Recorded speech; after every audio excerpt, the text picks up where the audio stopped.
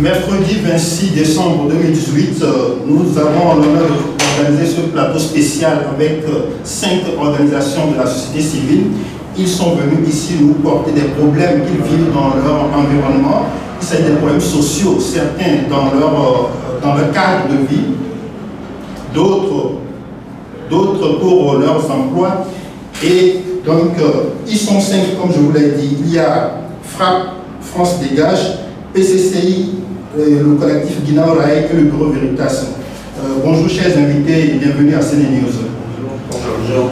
Bonjour. Alors, je me tourne vers vous, Ouma, vous qui êtes un membre, un représentant du collectif du bureau Veritas. Dites-nous, qu'est-ce qui se passe concrètement dans votre société, le bureau Veritas? Bonjour mes amis. Ce qui se passe au bureau Veritas, et je pourrais le qualifier d'une catastrophe.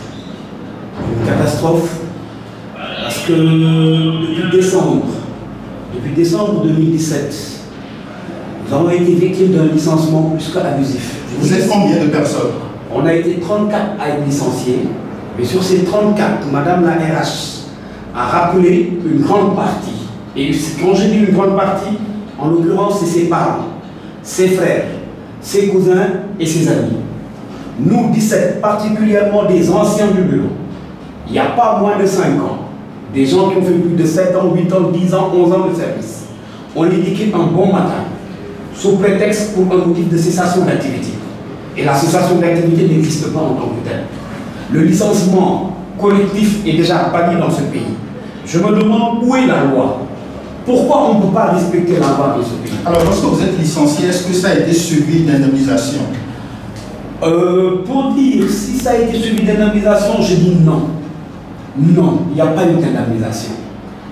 Ils te diront, moi je ne peux pas prendre mon salaire de décembre, ma prime de décembre, 13e mois, 13e mois, ma prime annuelle et mes congés. Les totaliser et les remettre à la banque pour me dire que vous m'avez indemnisé. Je suis désolé, il n'y a pas eu d'indemnisation. Veritas n'a pas indemnisé. Nous, on n'a pas demandé à partir. Il n'y a pas eu perte de marché. Il y a eu une modification du contrat. Et ce département dont on parle, ce département couvrait 13 pays. C'est inadmissible dans un pays. Perdre un marché signifie un licenciement pour un personnel. Quel est le statut des employés qui ont été licenciés? Ces employés licenciés étaient des inspecteurs, des contrôleurs supérieurs. On avait le statut d'inspecteur. On était au niveau de l'hydrocarbure, on inspectait les chargements au niveau de l'hydrocarbure. On inspectait les chargements dans les différents cimenteries. Dans les grandes usines, on avait le contrôle et l'inspection de tout ce qui était produit vers Bamako. Tout produit était soumis à l'inspection du bureau Veritas avant d'entrer au Mali. Le bureau Veritas se réveille pour nous dire qu'il a perdu le marché du Mali. Il n'y a pas une perte, il y a une modification du contrat, les inspections se font à destination. Alors, nous allons revenir, je me tourne vers vous, et Hadim Ouad, vous êtes le représentant du collectif des employeurs de PCCI, un centre d'appel très connu ici au Sénégal. Chez vous aussi, dans votre structure, il y a des problèmes. Qu'est-ce qui se passe? Bonjour, chers téléspectateurs. Nous sommes là pour alerter l'opinion publique une fois de plus de cette génocide sociale qui est en train de se dérouler au niveau de PCCI. En fait, il y a 1800 travailleurs à PCCI dont la majorité sont restés 11 mois sans salaire. Quelle explication on vous donne? On n'a pas d'explication au niveau de la direction. Il n'y a pas d'explication. En fait, nous sommes allés vers eux pour demander le pourquoi nous n'avons pas reçu nos salaires pendant 11 mois. Eux, premièrement, ils ne nous fournissent pas d'informations. Après, ils sont dans l'intimidation et dans une posture autoritaire. Quand je dis posture autoritaire, c'est que vous pouvez aller nulle part pour nous salir parce que nous sommes beaucoup plus puissants que vous.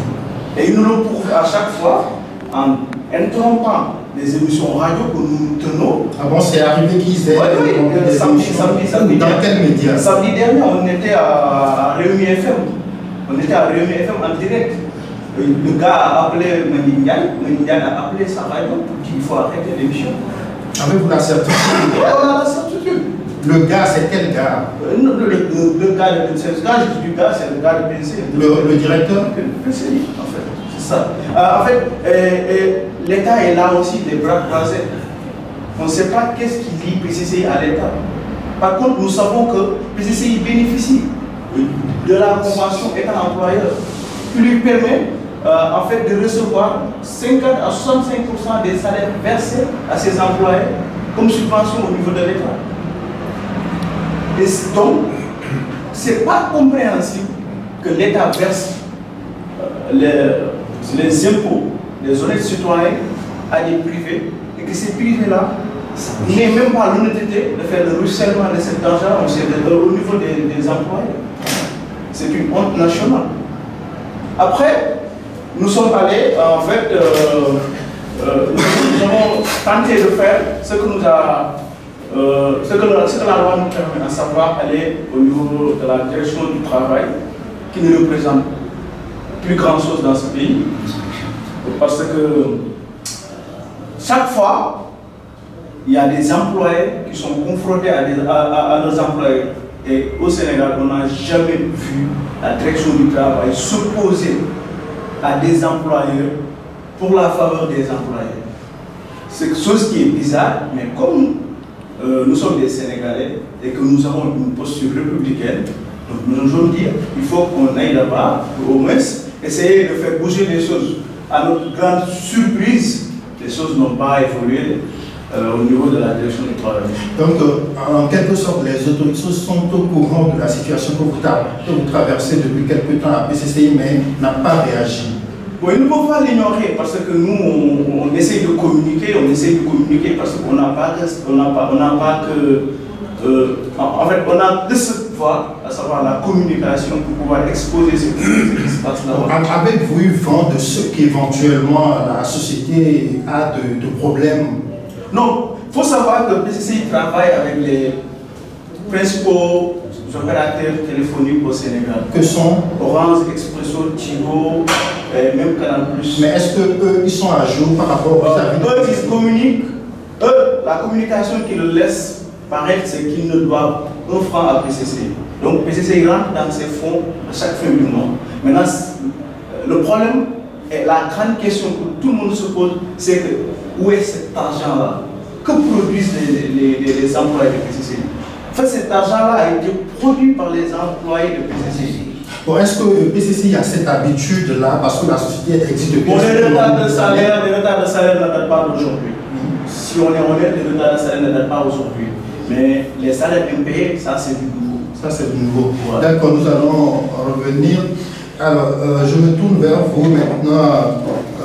Maliksi, c'est Maliksi, c'est ça? Oui. Alors, vous êtes le représentant du collectif pour le désenclavement de Guinaray. Il s'agit du projet pharaonique du terre qui est en construction dans votre quartier, oui, et qui vous empêche d'être un peu libre en quelque sorte. Expliquez-nous la situation. Oui, je vais être un peu plus précis par rapport à cela. Guinaray, c'est 2 communes. Donc, quand je parle de Guinaray, je parle de Guinaray quartier. Donc, derrière les rails. Mais administrativement, c'est 2 communes, Guinaray Nord et Guinaray Sud. Maintenant, ces 2 communes-là sont sur une superficie de 2 km² et font au total 78 000 personnes. Maintenant, il y avait le projet autoroute à péage déjà qui était passé par la commune en nous séparant carrément de la route nationale 1. Maintenant, nous ne pouvons plus accéder à la route nationale 1. Donc, maintenant, la seule fois qu'il nous restait, c'est passer par les rails. Maintenant, le terre aussi, avec un mur, aussi nous entasse, nous enferme. Maintenant, Guinaray est enfermé, 78 000 personnes sont enfermées et on ne laisse que 2 passerelles où ils puissent passer. Quand vous dites enfermé, expliquez-nous concrètement de quelle manière ils sont enfermés. Est-ce que c'est un mur épais qu'on a érigé qui ne vous permet pas de vous mouvoir? Voilà, c'est un mur, effectivement, puisque l'autoroute à péage aussi a un mur qui barre Guinaray, qui plutôt barre l'accès de Guinaw-Rail à la route nationale. Maintenant, c'est le terre qui vient aussi avec un mur. Maintenant, puisque ce mur, il devrait penser plutôt à faire des voies de passage, mais ces voies de passage-là n'existent pas en nombre suffisant. Il n'y a pas de passerelle? Non, il y a deux. Il y en a combien? Non, il y en a deux pour le moment. Deux sont prévus par le projet. Et les deux sont mis à l'extrémité, aux deux extrémités. Donc la distance entre les deux passerelles, c'est 1,7 km. Donc quand vous sortez de votre maison, vous parcourez 1 km pour aller prendre la passerelle et traverser. Voilà. Et donc vous demandez des passerelles supplémentaires, c'est ça? Et ce qui est beaucoup plus grave, nous demandons des passerelles supplémentaires, mais ce qui est grave est qu'il y avait une voie principale qu'on appelle Taliboukhong. Plus de 10 000 personnes passent par là-bas tous les jours, que ce soit les enfants, que ce soit les hommes, les femmes, les jeunes, tout le monde passe par là-bas. Parce qu'à Guinaw-Rail, à l'intérieur de Guinaw-Rail, il y a une insuffisance d'infrastructures sociales de base.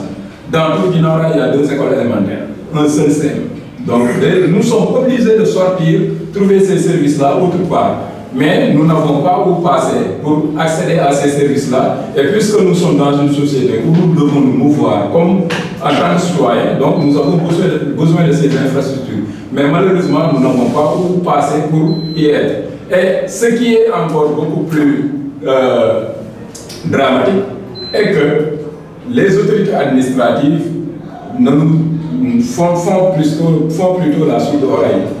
On leur a écrit, notre première correspondance était adressée aux autorités administratives le 6 novembre. Jusqu'ici, sans suite. Donc, en quelque sorte, on ne sait plus à quoi cela ressemble. L'autorité administrative, c'est qui concrètement? Non, nous avons saisi le préfet. Nous sommes allés plutôt plus loin. Nous avons saisi même le directeur de l'APIX, le maître d'ouvrage. Mais jusqu'ici, sans suite. Sans suite, avez-vous la certitude que votre correspondance est bien reçue? Oui, parce que nous avons reçu des accusés de réception. Nous avons reçu des accusés de réception, mais jusqu'ici sans suite. Donc, nous demandons qu'on soit autour de la table de négociation, parce que je ne dis même négociation, parce que de la réclamation, table de la réclamation, puisque nous réclamons, nous exigeons des passerelles supplémentaires. Donc, il est impensable que la route Taliboukhong soit barrée. Là où 10 000 personnes passaient par jour, il faut impérativement mettre une passerelle. Et il y a une autre voie de passage, qu'on appelle Pharmacie Al-Karim. Là-bas aussi une autre passerelle. Donc, nous demandons 2 passerelles supplémentaires. Donc, nous voulons 4 passerelles sur les 2 km, donc 500 mètres, une passerelle. Et autre chose, il y avait le projet autoroute à péage avait dédommagé les 2 communes en donnant à chaque commune une pôle. Un pôle plutôt, le pôle Seveneux, le pôle Waranga. Ce sont des paquets d'infrastructures qu'on avait bâtis. Mais il y avait des routes d'accès pour faciliter l'accès à ces infrastructures-là. Le projet est fini, inauguré, et ces routes jusqu'ici inaugurées depuis le 1er février 2018. Mais ces routes ne sont pas encore achevées. Et j'ai entendu que la société qui avait gagné ce marché, Socetra, ne pouvait pas en quelque sorte terminer les travaux, et les bailleurs ont retiré les fonds. Et le bailleur est parti avec les fonds. Et voilà, ces routes-là. L'État du Sénégal s'était engagé à le faire, mais nous savons que l'État du Sénégal a des problèmes de trésorerie. Donc, Malik, si vous, comme je l'avais dit tantôt, vous êtes le représentant du collectif pour le désenclavement de Guinaw-Rail, alors, est-ce que les populations autour de vous perçoivent, est-ce qu'elles sont conscientes de cet enfermement dont vous êtes victime? Est-ce qu'elles se mobilisent derrière vous, le collectif? Oui, effectivement, la population est avec nous, les chefs de quartier sont avec nous, les délégués, les imams sont avec nous, les bâtiments sont avec nous, les conseils communaux de la jeunesse sont avec nous. Donc tout le monde est mobilisé pour dire non à cet enclavement. Et puis encore, il y a une phrase de la population, quand vous les expliquez que cette voie-là sera barrée, mais ils vous disent que non, c'est impossible. Donc pour juste mesurer en quelque sorte le niveau d'inquiétude des populations, mais tout le monde est là, on s'est bien mobilisé, on est en train de mener des actions et on le fait sur le terrain et nous allons exiger, ces passerelles supplémentaires et la reprise des travaux du puissant. Guy Marius Sagna, on vous connaît, vous êtes un habitué des combats, vous êtes un homme de terrain, vous êtes le secrétaire exécutif de Frappe France Dégage, et c'est autour de vous que se retrouvent ces différentes associations. Il y a une qui n'est pas représentée ici, il s'agit de l'Union des distributeurs des produits de télécom du Sénégal, donc UDPTS. Alors, vous êtes aujourd'hui devenu le mur de lamentation de toutes les revendications sociales. Les gens qui ont de soucis dans leur emploi, des licenciements, ou bien d'autres personnes qui ont des revendications par rapport à un cadre de vie adéquat. Pourquoi vous avez trouvé la nécessité de vous mettre ensemble avec ces organisations, avec ces citoyens qui ont des problèmes? Quand vous écoutez en fait les différents citoyens qui viennent de s'exprimer, vous comprendrez que les patrons se donnent la main. Tout à l'heure, vous avez entendu dire que Maïk Ndiaye, propriétaire, Malik Diop, plutôt souche propriétaire de Réunion FM, a fait arrêter une émission qui avait tendu le micro au travers du CCI à la 39e minute. Parce que c'est un patron qui fait solidarité, cause commune avec un autre patron, avec d'autres patrons, à savoir ceux de BCCI. Mais si les patrons se donnent la main, il est important que les citoyens opprimés bâtissent des ponts entre leurs luttes pour être beaucoup plus forts. Vous entendrez nos concitoyens qui travaillaient à Bureau Veritas vous dire que Bureau Veritas, une multinationale française, a informé la B6 avant de les en informer de leur licenciement. La B6 a bloqué leur compte. Solidarité, encore une fois, de deux multinationales. Il est important alors que les opprimés sénégalais, que les citoyens qui sont piétinés dans leurs droits puissent en fait bâtir des ponts, comme je disais tout à l'heure, édifier un rapport de force pour ensemble être beaucoup plus audibles. Vous entendrez aussi que dans l'autoroute à péage, c'est la station Total qui s'y trouve. Vous entendrez aussi que M. Sarré, un des actionnaires de PCCI, sa sœur est l'épouse du Premier ministre, Boun Abdallah John, Kati Sarré. Donc il y a depuis une mère politique. Absolument. Nous accusons... donc ce qui fait que les citoyens sont faibles face à cette machine. Absolument.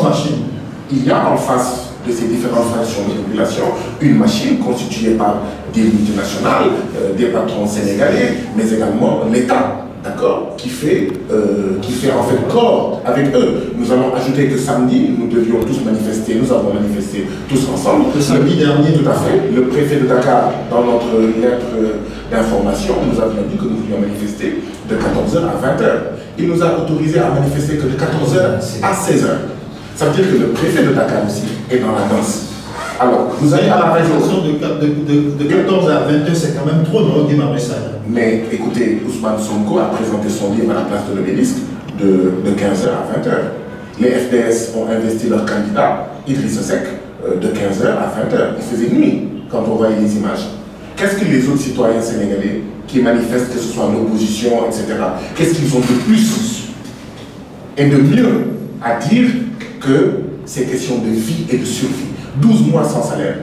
Vous pensez que faire un meeting au niveau de la place de l'Obélisque est beaucoup plus important qu'exiger les salaires de 1800 travailleurs, pères, mères et soutiens de famille, la pérennité d'un outil d'emploi, 1800 travailleurs? Vous pensez que 78 000 personnes à Guinaw Rail, dans les deux Guinaw Rail, d'accord, ils n'ont pas des choses importantes à dire qui méritent qu'on leur donne au moins de la place de l'Obélisque à la RTS de 15h à 19h s'ils veulent? Mais de 14h à 16h un samedi, on sait que les Sénégalais ne mangent pas à 14h le samedi. Autrement dit, on autorise, mais on va vous empêcher de montrer à l'opinion publique nationale et internationale qu'il y a dans ce pays 1800 travailleurs qui sont restés 12 mois sans salaire. On va empêcher qu'il y ait des travailleurs qui montrent qu'ils ont été licenciés abusivement par une multinationale française. C'est ça justement qu'il faut bâtir. La solidarité des citoyens sénégalais, des travailleurs sénégalais, du peuple sénégalais, face à cette machine-là, pour être beaucoup plus audible, mais aussi et surtout pour qu'on paye les travailleurs de PCCI, pour qu'on mette dans le droit les travailleurs de Veritas, pour qu'enfin nos concitoyens de Guinaw Rail et leurs passerelles aient en fait un cadre de vie beaucoup plus soucieux de leurs préoccupations.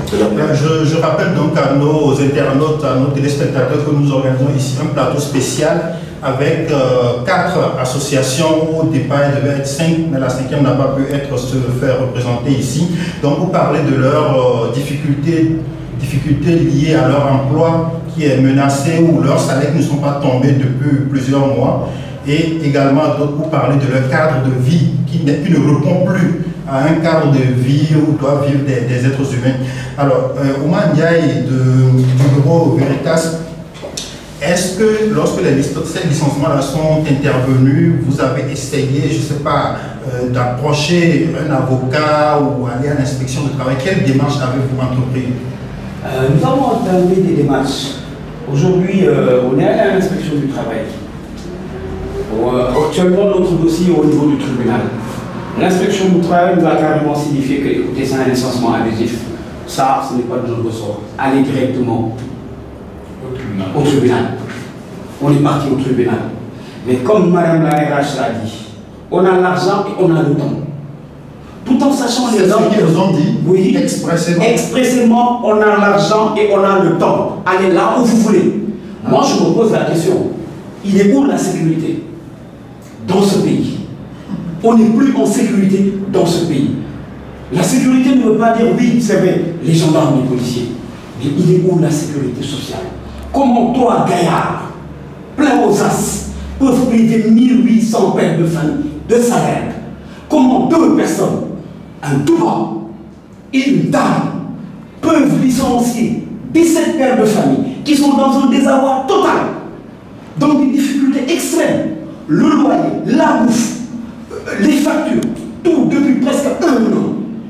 Et on dit qu'on est en sécurité dans cet état? Non, je suis désolé. Nous ne sommes plus en sécurité. La sécurité n'existe plus dans ce pays. Parce qu'on ne peut pas exterminer les gens à ce point-là. C'est des lobbies, c'est des bandes de copains, c'est un patronat qui est là, qui piétine les gens comme ils veulent. Comme ils veulent. Et le dossier en est où? Le dossier aujourd'hui est au tribunal. On est à une je ne sais pas combien de renvois. La dernière fois, leur avocat a imploré pour obtenir un renvoi. C'est la première fois que je le vois. Madame, je vous implore un renvoi. Jusqu'à quand? On se soucie, eux, qui implorent, mais on ne se soucie pas de ces pères de famille qui souffrent depuis un an. On ne se soucie pas de ces pères de famille qui peinent à payer leur loyer. Vous pensez qu'au niveau de la justice aussi, c'est pas des choses dans votre dossier? C'est une question que je me pose parce que l'État est là, l'État statique. Notre dossier ne peut pas traîner au tribunal à ce point-là depuis un an. Encore une fois, les lenteurs du tribunal, vraiment, ça met à revoir. Aujourd'hui, le problème social qui est là, je ne vois pas de syndicat, je ne vois personne. Le problème du bureau Veritas, c'est tout autre. Le problème de BCCI, c'est tout autre. Où sont les syndicalistes? Vous êtes syndiqué? On n'est pas syndiqué. Mais je crois que aujourd'hui, à ce stade-là où nous sommes, ces gens-là ne doivent même pas attendre à ce qu'on vienne vers eux. On ne peut pas sacrifier autant de pères de famille et l'État reste statique, les syndicats restent statiques. Tout le monde est là, il y a un mutisme total. Et c'est ce qui n'est pas normal. C'est ce qui n'est pas normal. Un dossier qui traîne au tribunal depuis un an, des renvois à n'en plus finir, voilà le jeu de la dame. Madame la RH et son directeur général qui disent carrément on a l'argent et on a le temps parce qu'ils savent ce qui se passe au tribunal. Moi j'ai peur. Et ça je le dis. J'ai peur parce que je dois me battre pour ma famille, je dois me battre pour mon loyer, je dois me battre pour autre chose. Ils sont là, et là, ils sont là dans le beurre. À la fin du mois, ils perçoivent le salaire. Ils n'ont pas de soucis. Alors le tribunal est là à donner des renvois à ne plus finir. C'est ce qui n'est pas normal. C'est ce qui n'est pas normal. Le pays est en train de souffrir, les gens sont en train de souffrir. On n'est pas en sécurité encore une fois dans ce pays. On ne peut pas se permettre d'être étranglé par des gens, par des lobbies qui sont aidés par l'État. On nous met un terre et il bunker, c'est un bunker, c'est pas un mur mon frère. Moi j'ai vu un bunker de Guinaouraï à Mbao, de Mbao à Rufisque. Vous y êtes résident aussi? Je suis résident à Mbao. Je réside à Mbao. Prenez de Mbao à Kermaïfal, à Rufisque. C'est un bunker, c'est des bunkers qu'ils ont mis. Alors que les gens sont en train de souffrir. Il faut que l'État quand même puisse prendre la demande sociale. C'est une demande sociale, c'est réel. On n'est pas en sécurité. Et aujourd'hui, la sécurité n'existe pas dans ce pays. Si on doit briser ces pères de famille qui sont là en train de souffrir, c'est parce qu'on n'est pas en sécurité. Oumar Ndiaye, donc, comme vous venez de l'expliquer, vous avez saisi l'inspection du travail qui vous a renvoyé directement vers le tribunal, mais là aussi le dossier traîne. Quelle va être l'action que vous allez mener? Est-ce que vous comptez vous adresser à d'autres interlocuteurs qui pourraient vous aider éventuellement? Nous ferons tout ce qui est possible et en notre pouvoir pour rentrer dans nos fonds. On ne quémande pas, c'est nos droits le plus absolu. Si Veritas Paris a débloqué 57,1 millions d'euros pour la réduction d'effectifs, nos collègues d'Abidjan, nos collègues du Gabon, tous ces gens-là ont été indemnisés. Pourquoi pas Dakar? Parce qu'en vérité, le bureau Veritas comme BCCI, ce sont de grosses boîtes qui sont représentées dans plusieurs pays du continent. Oui. Alors, et Oumar Hadim Wad, vous, quelles sont les démarches que vous avez entreprises? Vous êtes aussi rendu à l'inspection du travail ou au tribunal comme les employés du bureau Veritas?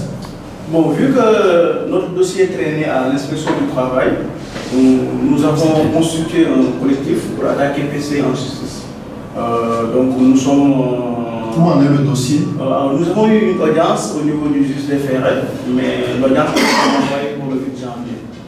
Donc on a audience le 8 janvier au niveau du juge des FRL du tribunal de Dakar. Est-ce que vous avez pensé à une autre alternative, une autre oreille qui pourrait vous entendre et qui pourrait jouer la médiation pour qu'on réussisse à dénouer le nœud gordien de cette affaire?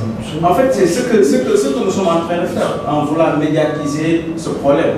Après, est-ce que ça va suffire? L'administration n'est pas dans la disposition de vouloir négocier avec ses employés.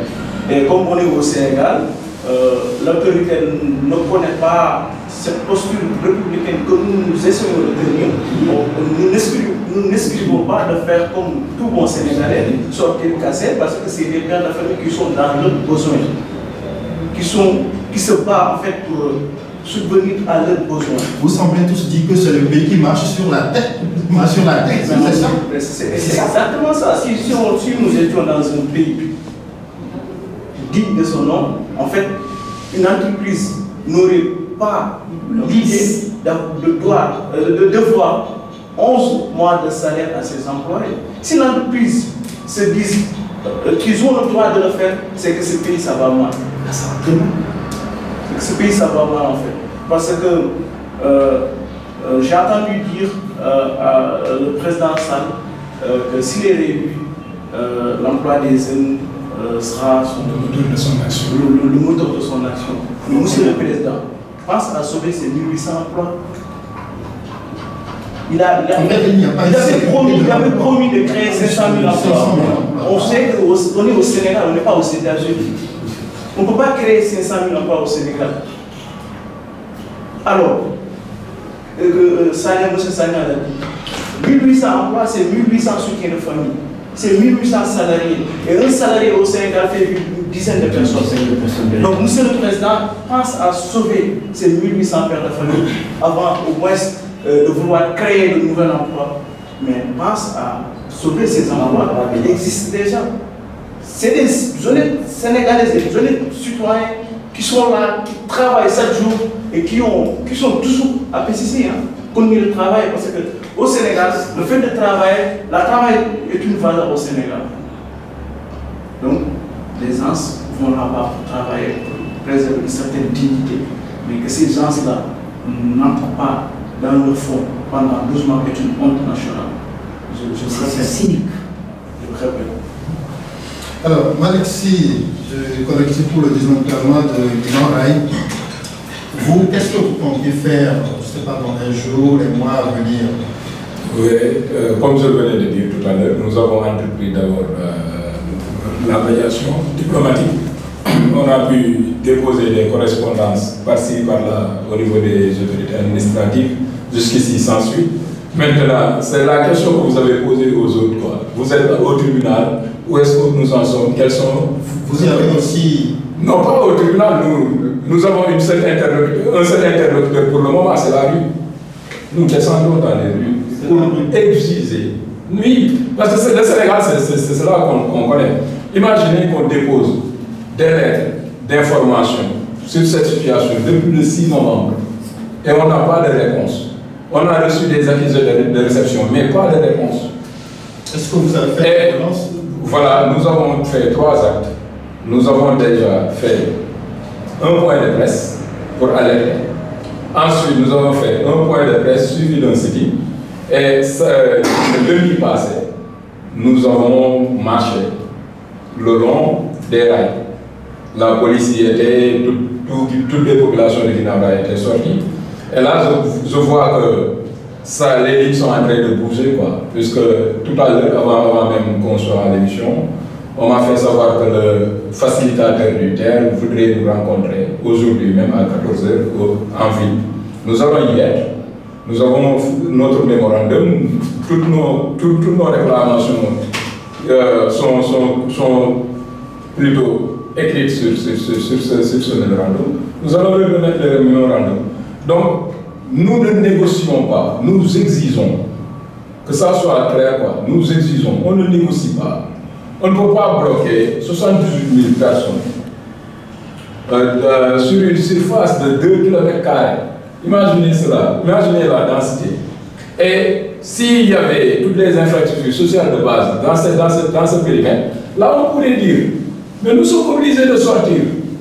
Moi j'habite Guinaw-Rail, mais je n'ai pas fait mes études à Guinaw-Rail. J'étais obligé de traverser les rails plutôt pour aller à l'école, de traverser les rails pour aller à l'université, de traverser les rails pour aller à mon lieu de travail, etc., etc. Et je ne suis pas le seul. Vous êtes enseignant aussi? Oui, je suis enseignant. J'enseigne à Pikine dans le département même, mais vos élèves doivent aussi emprunter, doivent sortir. Voilà, à Guinaw-Rail, il n'y a pas de lycée.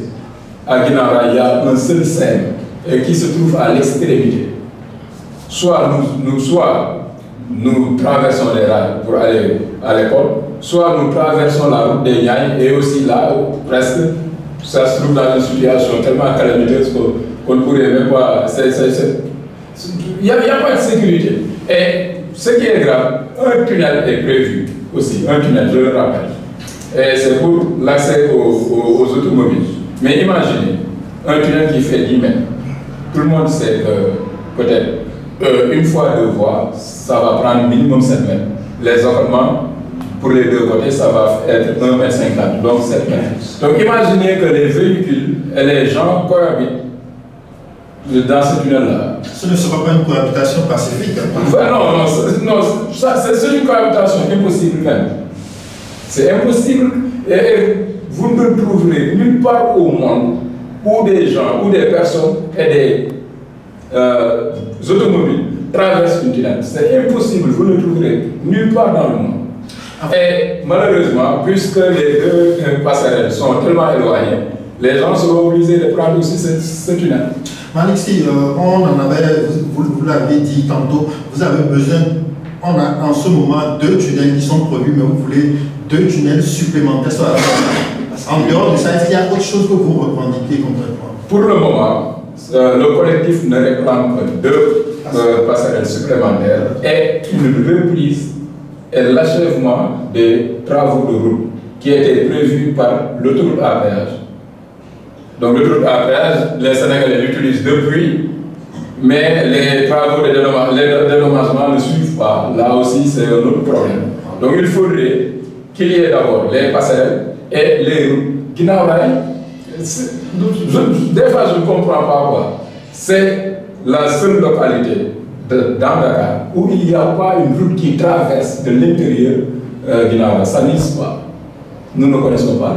C'est le plan d'urbanisation qui n'a pas été bien fait. Oui, il y a cela. Des fois, d'autres disent qu'il faut, pour ce combat-là, il faut aller plus haut, demander une restructuration de Guinaw-Rail. Mais pour le moment, nous demandons 2 passerelles et l'achèvement de ces routes-là. C'est le minimum qu'on puisse demander, je pense. J'espère que ceux qui nous regardent, nous écoutent, y compris ceux à qui le message est adressé, principalement donc Guinaw-Rail réclame 2 passerelles supplémentaires, indépendamment des 2 qui sont déjà prévues.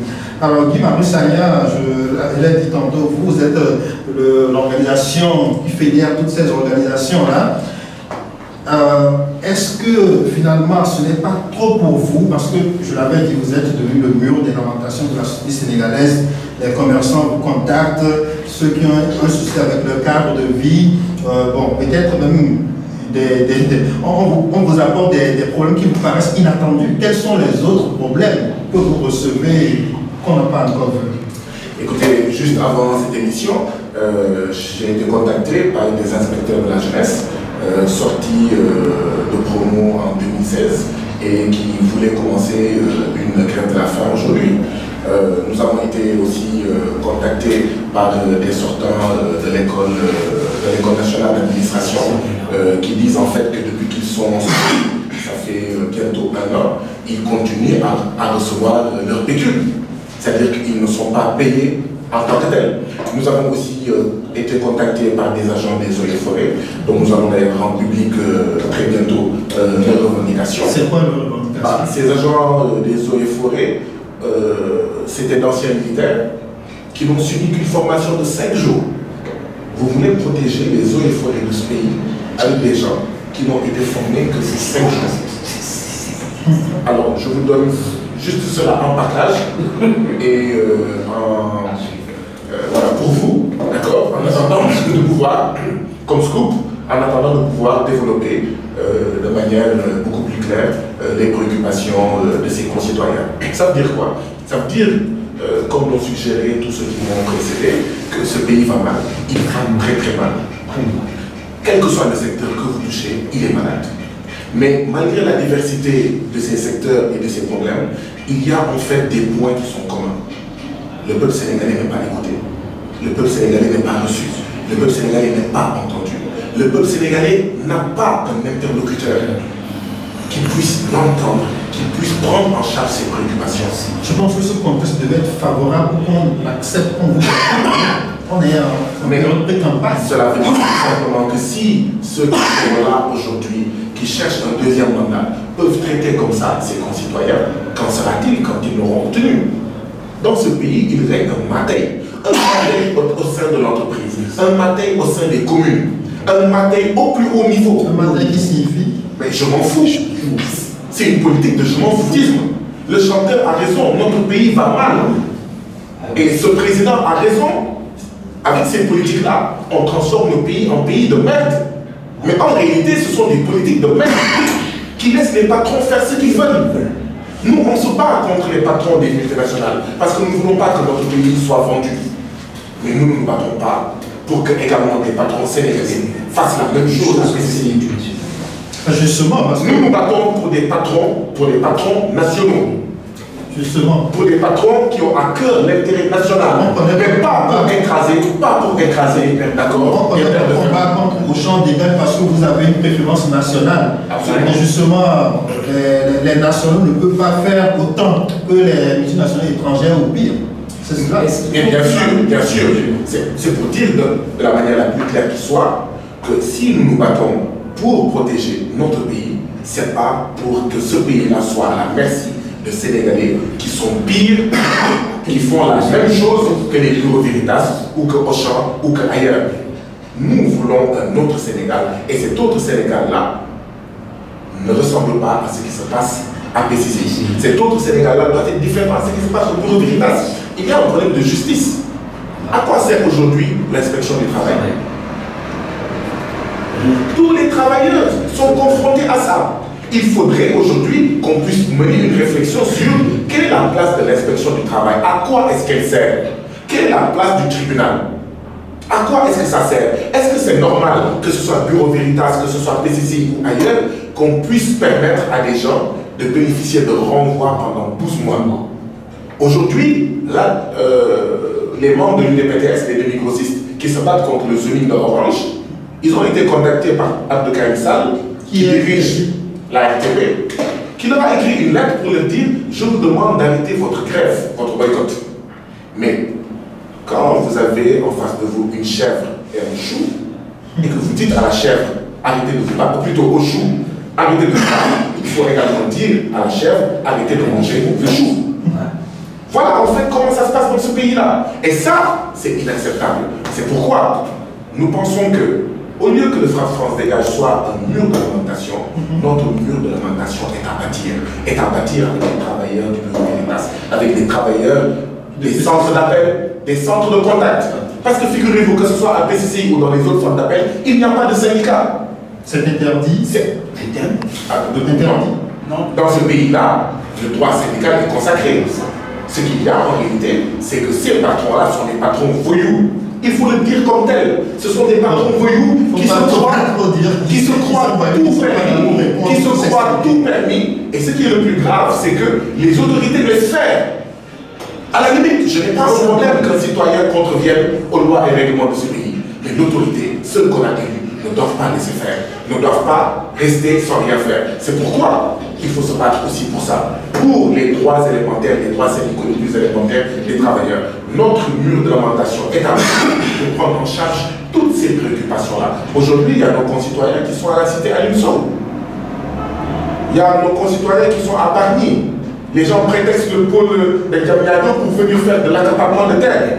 Il y a énormément de problèmes aujourd'hui et les citoyens ne savent pas à qui s'adresser. Omar Gaye le disait tout à l'heure, à quoi servent les centrales syndicales? Aujourd'hui, il y a le SUTSAS, le syndical majoritaire au niveau du secteur de la santé, qui en est à son 16e fondation. Il est membre de l'UNSAS. À quoi sert l'UNSAS en tant que centrale syndicale? Et je ne donne que cette illustration-là. C'est valable pour toutes les centrales syndicales. À part siéger dans les conseils d'administration, dans le conseil économique, social et environnemental, dans le haut conseil des collectivités territoriales. Ce machin inutile et budgétivore. À quoi servent les centrales syndicales? Avez-vous le sentiment que ces centrales syndicales sont infiltrées éventuellement par des politiques? Mais ces centrales syndicales-là sont victimes d'une politique qui les neutralise. En réalité, c'est cela. Quand l'État donne les subventions, c'est pour bureaucratiser les centrales syndicales.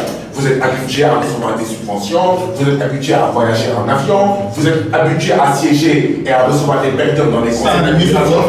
Absolument. Et bien sûr, vous êtes habitué aux climatiseurs, aux voitures et aux fauteuils moelleux, plutôt que la sueur, la rue. C'est ça la réalité. C'est pour ça que cet autre Sénégal-là, voilà les citoyens qui vont le bâtir. C'est différents cahiers de doléances, ainsi que tous les autres cahiers de doléances, parce qu'il y a encore énormément de citoyens sénégalais qui sont organisés, qui se battent, et qui certainement vont nous contacter. En tout cas, nous leur tendons la main, parce que c'est ensemble que nous serons plus forts. C'est ensemble que nous allons imposer un rapport de force pour faire payer ceux de PCCI, pour faire avoir les passerelles à nos concitoyens de Guinée-Bissau, pour faire payer leurs droits à ceux du Bureau Veritas. Guy Marius Sagna, je vous remercie. Je rappelle donc à nos internautes que c'est un plateau spécial que nous avons organisé avec les représentants du collectif des ex-travailleurs du Bureau Veritas, représenté par Omar Ndiaye, le collectif pour le désenclavement de Guinaw-Rail, représenté par Malexi. Eux, ils réclament 2 passerelles supplémentaires.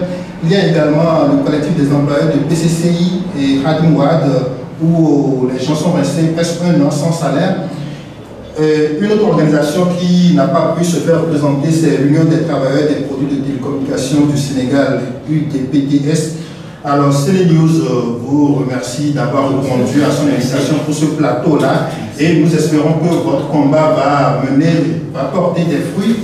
Et bon, pour Guy Marius Sagna, dont l'organisation fédère toutes ces organisations, nous espérons que vous allez avoir gain de cause, que les autorités vous écouteront.